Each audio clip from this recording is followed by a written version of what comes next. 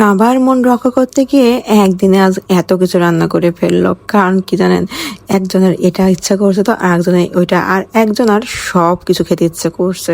আসসালামু আলাইকুম, কেমন আছেন সবাই? আশা করি সবাই খুব ভালো আছে। আজকে যা দেখাবো এগুলো খেয়ে অনেক আগেই কিন্তু হজম হয়ে গিয়েছে, কিন্তু দেওয়া হয়নি। কারণ কি জানেন, সেটার জন্য আবার অনেক কাহিনী। তো এটা না একদিন অন্যদিন বলবো। তো মাছগুলো খুব সুন্দরভাবে মা কেটে নিচ্ছে, আর মাছগুলো এত সুন্দর ছিল। যেহেতু ইলিশ মাছ রান্না করাটাই আমাদের একটা প্ল্যান ছিল, যা তিনটায় রান্না করে ফেলবে, কিন্তু এর ফাঁকে আবার মন চাইলো কেউ একটু মুড়ি খাবে, তো কেউ একটু গরুর মাংস খাবে। মানে ওই এক কথায় বলা গেল যেটা জমজমাট আয়োজন, তা হবে রাতের বেলা। তো আমি এখানে দাঁড়ায় দাঁড়ায় মিলাচ্ছিলাম একটা ছবি তোলার জন্য। দেখেন কত সুন্দর লাগতেছে না? ছবিটা কিন্তু আমি অনেক আগেই পোস্ট করে দিয়েছি, হয়তো আপনারা দেখে থাকলে দেখতে পারেন। তো আমি এখানে ভাগ করে দিলাম রাতের জন্য কি কি রান্না করা হবে, আর এদিকে মাছগুলো খুব সুন্দর করে ভেজে নেব। ভাজা মাছ রান্নার মজা আর কাঁচা করে রান্নার মজাটা কিন্তু আলাদা। তো দুই রকমই আমার ভালো লাগে বলতে গেলে। তো তিনটায় মাছের মাথা ভেজে নেওয়া হলো, আর এখানে আছে মাছের সব মাঝখানের অংশগুলো ভেজে নেওয়া হলো, আর নিচের অংশগুলো মাছের সব রেখে দেওয়া হলো। ওইগুলো আর একদিন কোনো না কোনো কিছু দিয়ে রান্না বান্না করা যাবে, ঠিক না? তো আমার আইফোনটার একদম পেট ফুল হয়ে গিয়েছে খেতে খেতে, মানে ভিডিও নিতে নিতে, যার কারণে এই রান্নাটা যে শুরুটা আমি ভিডিওটা নিব না, ওইটা আমি আর নিতে পারিনি। আমি এই টাইমটুকুতে বসে বসে আমি গ্যালারি ডিলিট করতেছিলাম। ভাবেন যে আমি মা রান্না বসায় দিচ্ছে, আমি তো ভিডিও নিতে পারতেছি না, কি একটা অবস্থা। পরে যাই হোক, এসে দেখি যে প্রায় অর্ধেক মশলা কষানো হয়ে গেছে, তারপর মা মাছ দিচ্ছে। তো মেন জায়গাটায় আমি কিন্তু চলে আসছি ভিডিও নিতে। আর কড়াইতে তো একদম জায়গা হচ্ছে না। আর আমার কথা হচ্ছে এখানেই রান্না করতে হবে, আর কোথাও যাওয়া যাবে না, কড়াই চেঞ্জ করা যাবে না।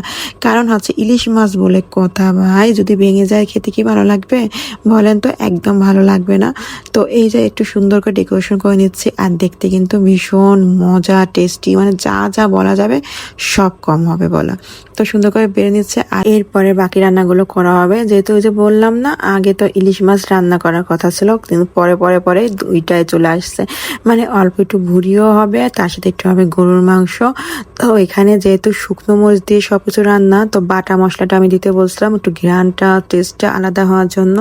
আর সবাই তো জানে আমি একটু ঝাল বেশি খাই। মাঝে মাঝে ইচ্ছা করে রাতের বেলা কিছুই খাবো না, না খেয়েই ঘুমাবো, কিন্তু বিশ্বাস করেন এটা মনে হয় আমার দ্বারা জীবাণুও হবে না। আমার কেন জানি রাতের বেলার খাবারটা সবসময় একটু জমজমাটি মজা লাগে। মানে এটা একদম শুরু থেকেই কেন যেন মনে হয় রাতের বেলার খাবারটা যদি একটু মজা না হয়, তো ঘুমটাও কিন্তু ভালো হয় না, আর মনের তৃপ্তিওটাও মেলে না। তো আমার এটা অভ্যাস আর কি। অনেকে রান্না বান্না করে রেখে দেয়, রাতের বেলা গরম করে খায়, কেন জানে আমরা এটা পারিই না।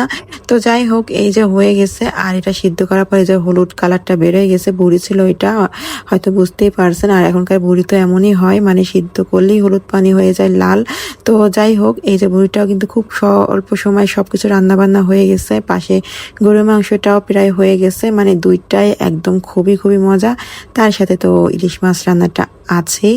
তো একদম ভাজা ভাজা, কোনো মশলা হবে না, আর এটা দিয়ে কিন্তু গরম ভাত খেতে কিন্তু ভীষণ মজা, ভীষণ মজা। তো কোনটা রেখে কোনটা আজকে খাওয়া হবে, তারপর ঠিক আজকে না, বেশ আগেই খাওয়া হয়ে গিয়েছে। তো আজকে এই ভিডিওটা কিন্তু এই পর্যন্তই থাকলো। যে যেখান থেকে দেখছেন অবশ্যই বলবেন কেমন লাগলো। সবাই ভালো থাকবেন, আল্লাহ হাফেজ।